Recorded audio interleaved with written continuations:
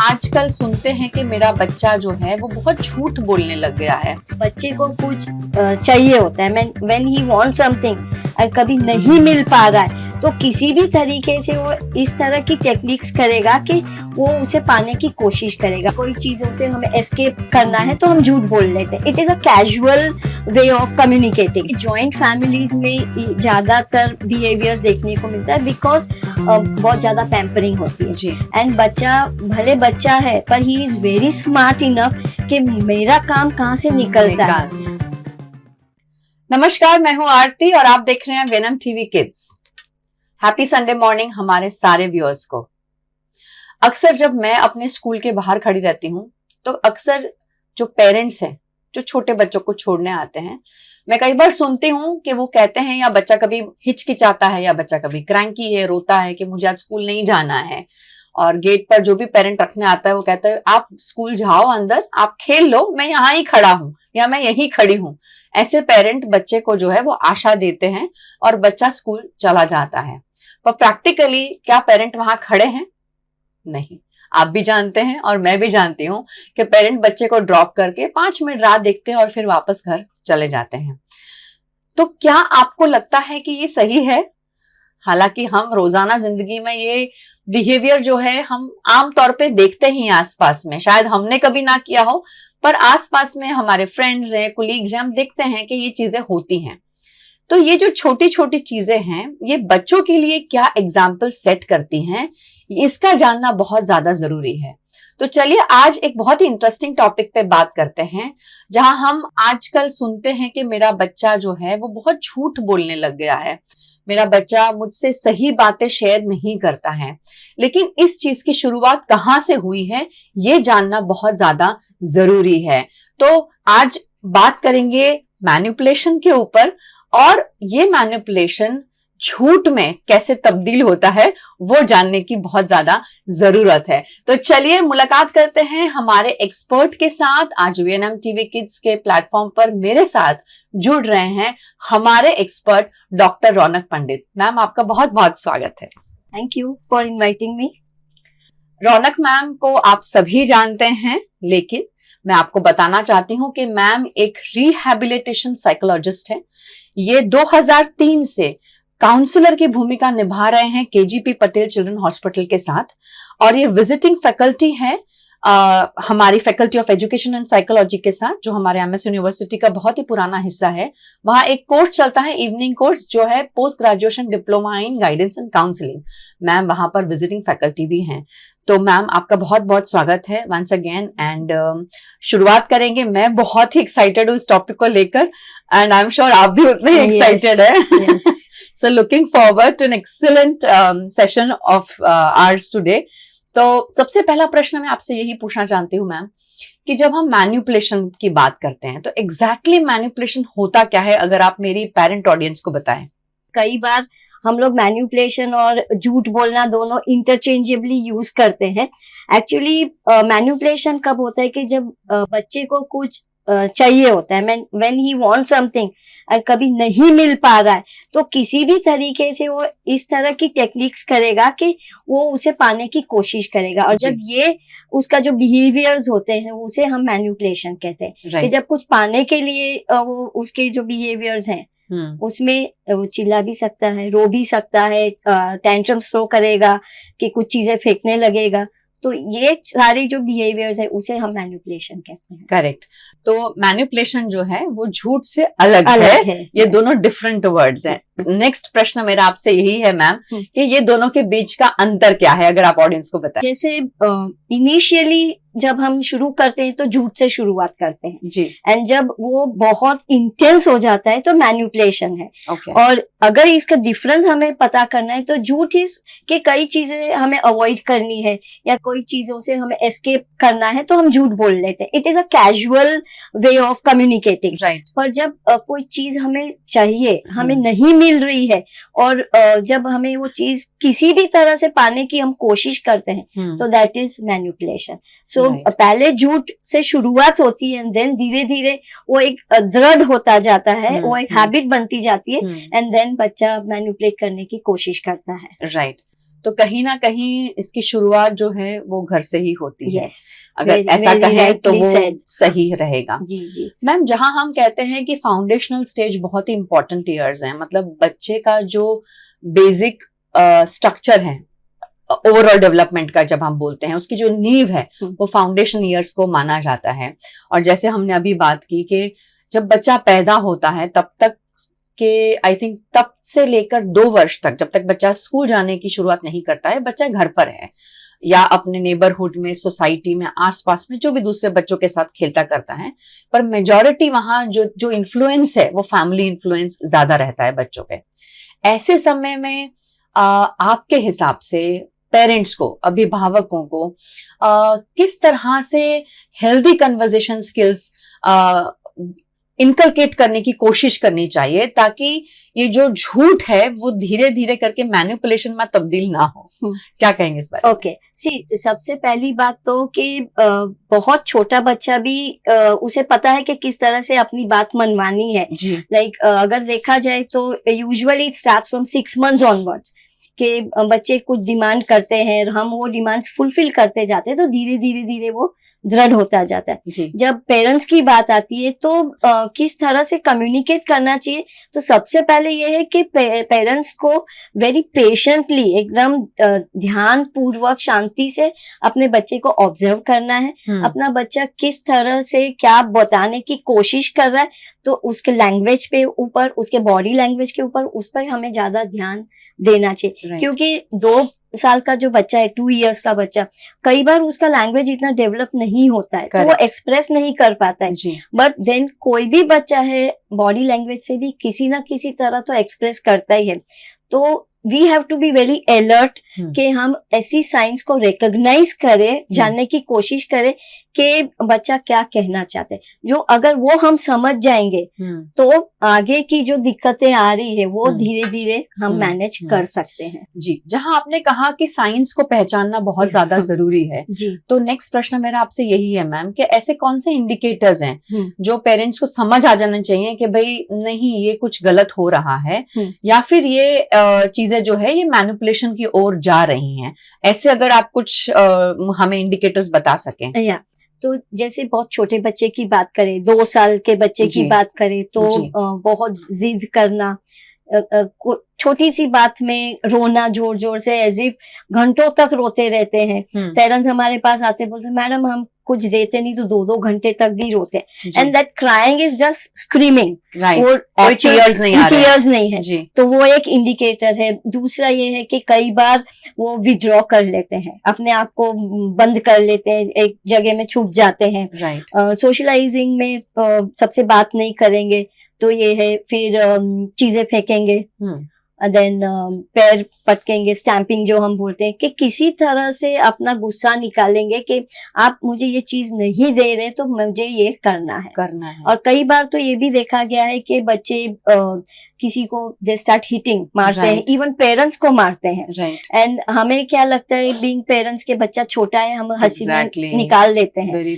पर then it becomes a habit. तो ये इंडिकेटर्स अगर हमें 2 साल के बच्चों में दिखते हैं तो we have to be alert. वहीं से इसकी शुरुआत होती है। और जब बच्चा थोड़ा बड़ा होता है तो बच्चा झूठ बोलने लगता है, राइट। फिर किसी की चीजें खुद लेके आता है एंड देन बोलता है कि नहीं उसने मुझे दिया है। तो इस तरह के भी अगर बिहेवियर्स देखने को मिलते हैं तो हमें और ज्यादा अलर्ट होना चाहिए। राइट मैम, आपने बहुत सही कहा कि जब बच्चे छोटे होते हैं और जैसे कि ऐसे बिहेवियर्स जहां हाथ उठाना है या फिर ऐसा बिहेवियर की जिद के मारे इतना रोया और पेरेंट्स ने हथियार डाल दिए और बोला क्योंकि इतना चिल्ला रहा था इसलिए मुझे उसको देना पड़ा। ये सारी जो साइंस आपने कही, डेफिनेटली ये हम सबके लिए मतलब एक रेड सिग्नल है कि कुछ गलत है। पर हमारी इंडियन फैमिलीज में ये कह दिया जाता है कि बच्चा छोटा है, उसको कुछ समझ नहीं आ रहा है। ये कितना सही है? क्योंकि मैं भी जानती हूँ और आप भी जानते हैं कि जहां न्यूक्लियर फैमिली होती है वो फिर भी फर्क पड़ता है, पर जहां जॉइंट फैमिलीज हैं, मतलब ग्रैंड पेरेंट्स हैं साथ में, तो हमेशा टोका जाता है कि अभी वो छोटा है, उसको जो मांग रहा है उसको दे दो। तो ये सारी चीजें कितना अफेक्ट करती है उनके बिहेवियर को?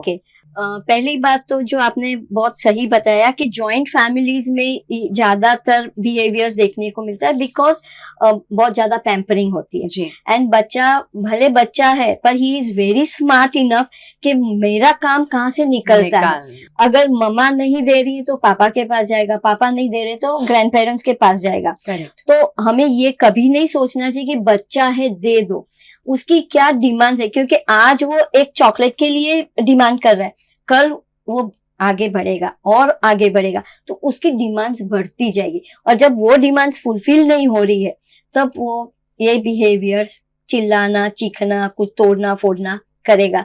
तो कभी ये नहीं सोचना है कि ये बच्चा है उसको दे दो, राइट। इंस्टेड हमें उसको समझाना चाहिए और समझा के भी कैसे कि उसको जस्टिफाई करिए। जी हम क्या बोलते हैं कि ये नहीं मिलेगा, करेक्ट। तो बच्चा और ज्यादा क्रैंकी होता है। इंस्टेड हम ये बोल सकते हैं कि ये क्योंकि ये हेल्थ के लिए अच्छा नहीं है तो आप ये नहीं खा सकते हैं, या हम लोग कल बाहर जा ही रहे हैं तो कल हम लोग ये करेंगे।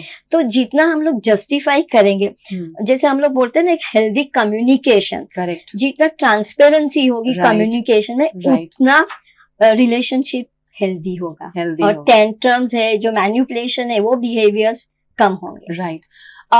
बहुत सही कहा मैम। और अक्सर जब हम कहते हैं कि ये एज में पेरेंट्स जो हैं वो रोल मॉडल्स हैं बच्चों के लिए, तो ऐसे किस्से, ऐसे सिचुएशंस जहां पर पेरेंट यूं ही कह देते हैं कि हाँ आप स्कूल जाओ, मैं यहाँ खड़ा हूँ, आप आज अच्छे से जाओगे तो मैं आपके लिए चॉकलेट लेकर आऊंगा, पर जब आते हैं तब चॉकलेट होती नहीं है।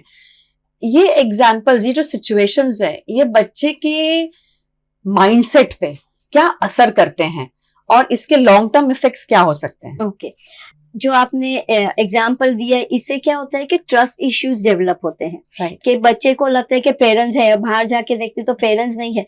तो दूसरी बार क्या होगा कि अगर पेरेंट्स सच भी बोल रहे हैं तो the child will not accept कि आप सच बोल रहे हो कि नहीं बोल रहे हो, तो ये ट्रस्ट इश्यूज डेवलप होता है। इसकी वजह से आगे चल के भी when the child grows up, उसको किसी के साथ एक रिलेशनशिप मैंने सोसाइटी में डेवलप करना है, प्रोफेशनली भी वो ट्रस्ट डेवलप नहीं कर पाएगा। इसीलिए क्या होगा कि हमेशा वो दूसरों को एक ऐसे नजरिए से ही देखेगा कि ये मेरे साथ कुछ गलत करने वाला है नो। तो सोशल अगेन इफेक्ट होगा। सब लोग इससे शुरुआत में तो कम्युनिकेट करेंगे, देन दे विल फील कि ये ऐसा ही सोच रहा है, तो कट ऑफ हो जाएगा, विड्रॉ हो जाएगा। तो जो डेवलपमेंट होना चाहिए वो डेवलपमेंट कहीं ना कहीं इफेक्ट हो गया। तो सबसे पहले एज अ पेरेंट हमें उनको ट्रस्ट डेवलप करना चाहिए, माने उनके अंदर एक कॉन्फिडेंस डेवलप करना चाहिए कि जो हम बोल रहे हैं वो सही बोल रहे हैं। और ये नहीं कि जस्ट बोलने के लिए बोलना है। इफ यू आर टेलिंग कि मैं चॉकलेट लेके आऊंगा तो दीजिए, देना ही है, अदरवाइज फेक प्रोमिसेस मत करिए। राइट। वरना टेंट्रम्स और ज्यादा बढ़ सकते हैं। बिल्कुल। और and the child may indulge into, हम लोग बोलते हैं ना बड़े होकर एंटी सोशल एक्टिविटीज में, स्टीलिंग, लाइंग, घर से भाग जाना, ये सारी चीजें आगे चल के हो सकती है। राइट।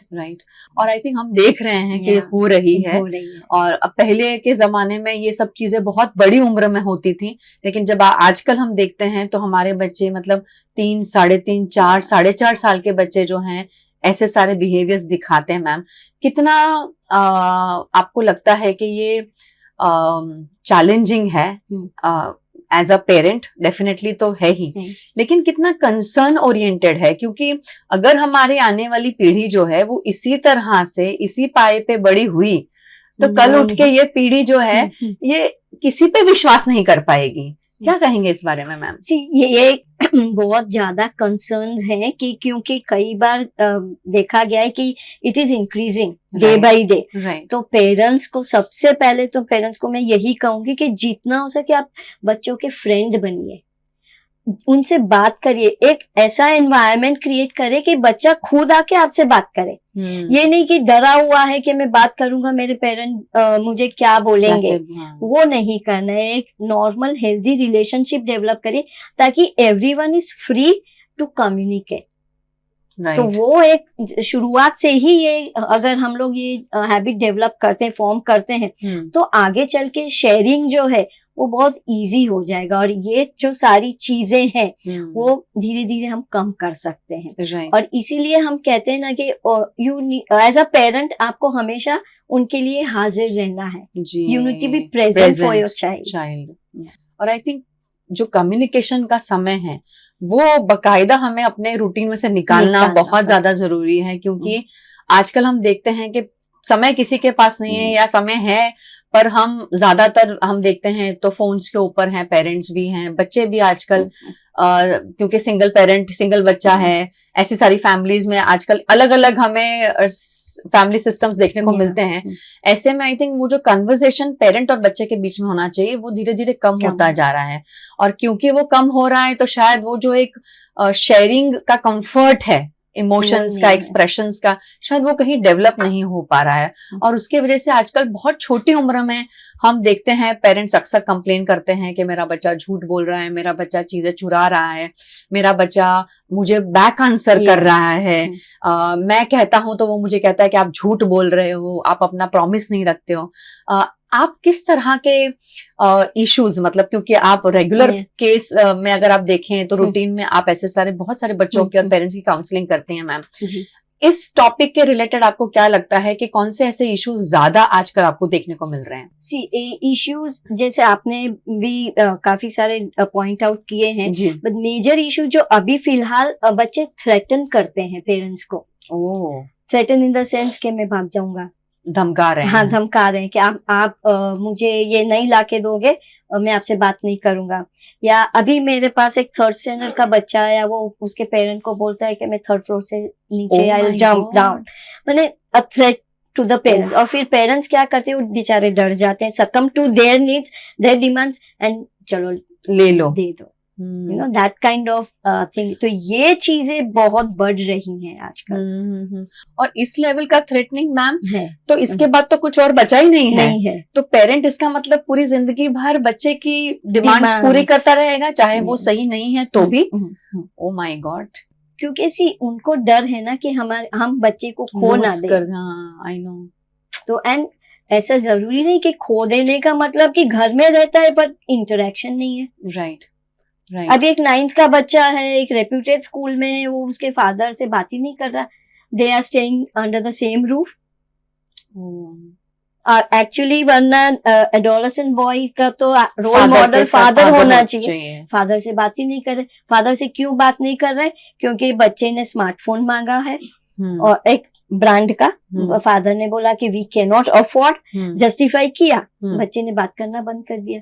तो फादर इज वरीड के आए थे कि मुझे क्या करना चाहिए, उनको वो स्मार्टफोन देना चाहिए ताकि हमारा रिलेशनशिप अच्छा हो। तो ये चीजें भी होनी चाहिए। एंड बीइंग अ काउंसलर, मैंने पेरेंट को यही बोला कि डोंट सकम टू हिज डिमांड्स। आज वो एक ये आईफोन मांग रहा है, ये इसका आगे चल के वो लेटेस्ट, आप do you have the capability? भले financially you are that sound enough, पर जरूरी तो बच्चे की जरूरत है कि नहीं, आई थिंक वो भी जानना बहुत जरूरी है। क्योंकि आईफोन्स तो आजकल 2nd 3rd ग्रेड के बच्चे भी मांगने लग गए हैं। और दूसरा क्या है, देखा देखी, आपके पास है तो मेरे पास होना ही चाहिए, and I want to show off. तो ये भी चीजें पहले से, बचपन से बच्चों को समझाना चाहिए, सिखाना चाहिए कि हमारे पास सारी चीजें हैं, बट जो अगर नहीं है उसमें भी we need to learn to survive. Correct. तो कई बार उनको डिप्राइव करना भी एक रीइंफोर्समेंट रहता है। It's not always a punishment कि नहीं लाके देंगे, पर उसके बगैर भी हम जी सकते हैं, वो भी उन्हें समझाना राइट। और आई थिंक ये सब चीजें जो आप बोल रहे हैं, ये बहुत ही छोटी उम्र में से अगर हम इनकलकेट करते हैं बच्चों में तो ही ये हम चीजें आगे देख पाएंगे। क्योंकि जब बच्चे छोटे होते हैं तो हमें लगता है कि हम वो जो मांग रहे सब दे दें, पर हम कहीं ना कहीं अनकॉन्शियसली इतनी बड़ी गलती कर रहे हैं, क्योंकि आगे चल के वो बच्चे को समझ नहीं आता है, उसको लगता है मेरी सारी डिमांड्स फुलफिल हो ही रही हैं, तो फिर आगे जाके आईफोन मांगने में क्या बुराई है। और जब तब हम मना करेंगे तब शायद बच्चा सामने से हमें रिबेल करेगा और कहेगा अब क्यों नहीं। तो बहुत सही बताया मैम। और आई थिंक आज इस टॉपिक पे चर्चा करना मुझे लगा बहुत ज्यादा जरूरी है, क्योंकि ये घर घर की कहानी हो गई है। Yes. और हर पेरेंट, जब भी हम किसी पेरेंट को मिलते हैं, तो चाहे वो बच्चा छोटा हो, मिडिल एज हो, टीनेजर हो, हर फैमिली में ये इश्यूज हम देख रहे हैं कि कुछ ना कुछ लेकर बच्चा जो है, इधर वो पेरेंट के साथ खुश नहीं है या पेरेंट बच्चे से खुश नहीं है, और वो एक फ्रीक्वेंसी पॉजिटिव होनी चाहिए फैमिलीज में, कहीं ना कहीं कम होती जा रही है। मैम, जाते जाते मैं आपसे जरूर एक अच्छा मैसेज लेना चाहूंगी, क्योंकि आई एम श्योर आप खुद भी रोज इन इश्यूज के साथ स्ट्रगल करते हैं और पेरेंट्स को गाइड करते हैं, बच्चों को गाइड करते हैं। लेकिन ऐसी क्या बातें हैं जो हमें एज अ पेरेंट ध्यान रखनी चाहिए, ताकि हम इन चीजों को, मतलब जो डिफेक्ट हो चुका है वो तो हो गया है, पर उसको करेक्ट करने के लिए अगर थोड़ा बहुत अगर आप बता सकें कि क्या ध्यान रखना चाहिए। जितना हो सके कम्युनिकेट करिए जी। Try to be there friends, right, not the authority. Correct. हाँ, वी आर पेरेंट्स, वो हमें बताना है, पर देन एज अ फ्रेंड जितना ज्यादा कम्युनिकेट करेंगे, जितना हेल्दी हमारा इंटरेक्शन होगा, उतना जो भी चीजें हुई है उसको हम वहां पे स्टॉप कर सकते हैं। राइट। एंड दूसरा, जैसे सोशल मीडिया भी काफी इन्फ्लुएंस करता है जी। तो उसमें से भी कई सारी ऐसी मोटिवेशनल चीजें भी मिलती है, तो we can search and show to our children के देखो ये चीजों से ये चीज हो सकती है। या कई सारे ऐसे सेलिब्रिटीज हैं कि कहाँ से उन्होंने शुरुआत की थी और अभी खुद के मेहनत से बलबूते पे कहाँ तक पहुंचे हैं। वो सक्सेस स्टोरीज अगर हम उनके अंदर इनकलकेट करें, उनको बताएं, तो बच्चे में हम चेंजेस ला सकते हैं। Right. And there is nothing wrong in consulting a therapist. Correct. क्योंकि कई बार एक स्टिग्मा रहता है कि ऐसी छोटी चीजों के लिए क्यों जाना चाहिए। तो इट इज बेटर कि जितना जल्दी हम आइडेंटिफाई करें कि हमें समझ में आए कि बिहेवियर अप्रोप्रिएट नहीं है, मैं गुड बैड नहीं कहूंगी, अप्रोप्रिएट नहीं है, तो हमें कंसल्ट करना चाहिए। बिल्कुल। आई थिंक सबसे इम्पोर्टेंट बात है कि देरी करने से नुकसान हमारे बच्चे को, हमारी फैमिली को ही होने वाला है। तो मैम ने बिल्कुल सही कहा कि जहां आपको हल्के फुल्के से भी इंडिकेशंस दिखाई देते हैं कि जो सही नहीं है, तो उसमें ज्यादा समय व्यर्थ ना करते हुए आप इमिडिएटली, आजकल स्कूल्स में भी काउंसलर्स होते हैं, तो आप उनसे भी कांटेक्ट कर सकते हैं। अगर आपको लगता है कि वो काउंसलर आपके बच्चे की मदद नहीं कर सकते या आपकी मदद नहीं कर सकते, उनकी मदद से आप किसी और एक्सपर्ट से, यानी साइकोलॉजिस्ट है, क्लिनिकल साइकोलॉजिस्ट है, आप जो सोचे वो सारे एक्सपर्ट्स मौजूद है हमारे शहर में। बस खाली आपको आइडेंटिफाई करना है और सही समय पर, जितना जल्दी हो सके, इसके ऊपर काम करना शुरू कर देना है, ताकि जितना समय हमने उसे आइडेंटिफाई करने में लगाया है, और ज्यादा समय हम उसे करेक्ट करने में ना लगाएं, और हम अपने बच्चे को अच्छा पॉजिटिव एनवायरनमेंट, अच्छा कन्वर्सेशन वाला एनवायरनमेंट, जहाँ उनको इन सब चीजों से दूर रखे। आई थिंक वो बहुत बड़ी बात है। और हाँ, जहाँ डिजिटल मीडियम की बात है, वो हम कभी भी अपने बच्चों की लाइफ से बाहर नहीं निकाल पाएंगे, क्योंकि अब वो जो है वो है, उसको कोई कुछ नहीं कर सकता है, लेकिन उसको कैसे करेक्टली यूज करना है वो जानना बहुत ज्यादा जरूरी है। पहले एज अ पेरेंट हमें, तभी हम अपने बच्चों को बता पाएंगे, क्योंकि आजकल के बच्चे चुप बैठने वालों में से नहीं है। आपने कहा तो तुरंत प्रश्न आप पे आएगा कि आप खुद तो यूज करते हो, मुझे क्यों मना कर रहे हो करने से। तो उसके लिए तैयार होना बहुत ज्यादा जरूरी है। रौनक मैम, आपका बहुत बहुत शुक्रिया हमारे साथ जुड़ने के लिए। My pleasure. Thank you so much ma'am. और आप सभी ऑडियंस का मैं शुक्रिया अदा करना चाहती हूँ। Thank you so much. And I am sure ये टॉपिक जितना मुझे इंटरेस्टिंग लगा है, उतना ही आपको भी लगेगा। थोड़ा सा हमने ट्राई किया है कि आपके दिमाग में जो प्रश्न चल रहे हैं, कहीं ना कहीं उसका थोड़ा सा जवाब भी अगर आपको मिलता है, और ये वीडियो देखकर अगर आपकी फैमिली में थोड़ी सी भी हेल्प हम कर पाए हैं, तो हम बहुत ही अपने आप को ब्लेस समझेंगे। हमारे इस प्लेटफॉर्म का यही काम है, और इसीलिए वेनम टीवी किड्स जो है, ये हमेशा ऐसे टॉपिक्स लेके आता है जो आपकी फैमिली में, रोजाना जिंदगी में आप जिससे स्ट्रगल करते हो, वो हम कोशिश हमेशा करते हैं आप तक लाने के लिए। अगर आपको वीडियो पसंद आया हो तो प्लीज लाइक करिए, शेयर भी करिएगा, और चैनल को सब्सक्राइब करना बिल्कुल मत भूलिएगा। Thank you so much.